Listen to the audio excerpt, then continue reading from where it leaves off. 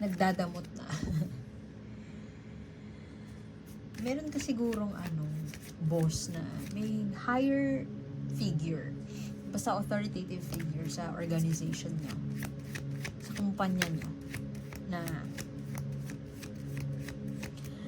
hindi mo alam kung ano nangyari sa kanya, hindi ganun yung pagkakakilala mo sa kanya. Let's say, masyado siyang lenient dati, naging strict siya ngayon. Masyado siyang